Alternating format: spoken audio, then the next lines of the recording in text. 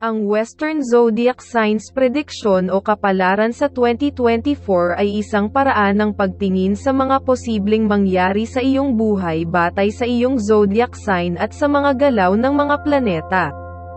Ang prediksyon ay maaaring magbigay ng mga hula, tendency, at mga pangyayari na maaaring makaapekto sa iyo at sa mundo.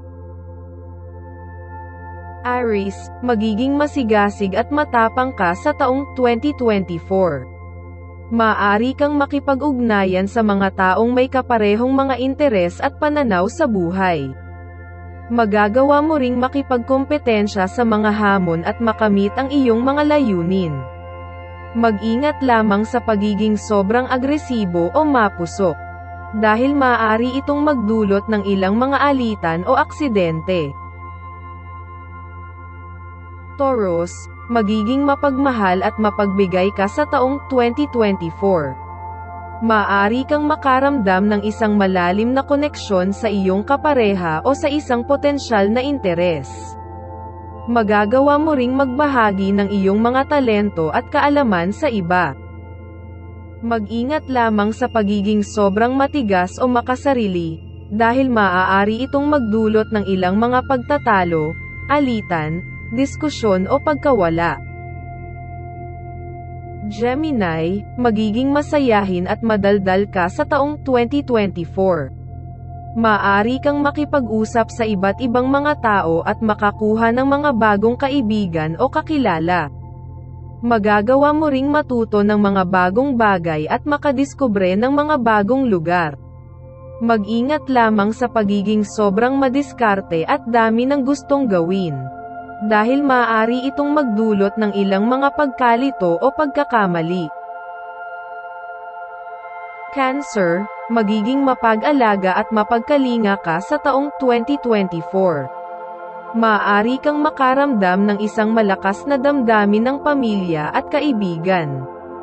Magagawa mo ring magbigay ng suporta at konsolasyon sa mga nangangailangan. Mag-ingat lamang sa pagiging sobrang emosyonal o mapanghimasok, dahil maaari itong magdulot ng ilang mga pagkabigo o pagkagalit. Leo, magiging malikhain at makabuluhan ka sa taong 2024. Maaari kang makagawa ng mga bagong proyekto o gawain na magpapakita ng iyong mga kakayahan at personalidad. Magagawa mo ring makakuha ng mga papuri at paghanga mula sa iba.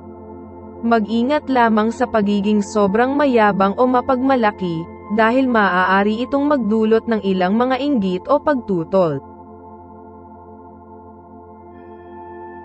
Virgo, magiging masinop at mapanuri ka sa taong 2024. Maaari mong ma-manage ang iyong mga gawain at responsibilidad sa isang maayos at epektibong paraan. Magagawa mo ring makahanap ng mga solusyon sa mga problema o suliranin na makakaharap mo. Mag-ingat lamang sa pagiging sobrang perpekto o mapanghusga, dahil maaari itong magdulot ng ilang mga pagkabahala o pagkakasala. Libra, magiging mapagbigay at mapag-ugnay ka sa taong 2024. Maaari kang makipag-ayos sa mga taong may mga hidwaan o hindi pagkakaunawaan sa iyo. Magagawa mo ring makipag-kooperasyon sa mga taong may mga proyekto o gawain na kailangan ng iyong tulong. Mag-ingat lamang sa pagiging sobrang makisama o makipagpalagayang loob, dahil maaari itong magdulot ng ilang mga pagkakasangkot o pagkakasira. Scorpio, magiging matapang at mapanuri ka sa taong 2024. Maaari kang makipaglaban sa mga taong may mga balak o intensyon na masama sa iyo. Magagawa mo ring makapag-imbestiga sa mga bagay na nagdududa ka o hindi mo alam. Mag-ingat lamang sa pagiging sobrang mapaghiganti o mapanira, dahil maaari itong magdulot ng ilang mga pagkakagalit o sama ng loob.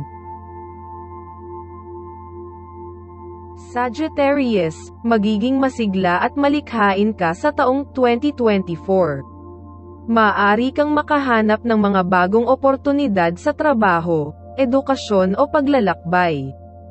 Magagamit mo ang iyong talino at karisma upang makakuha ng suporta at paghanga mula sa iba.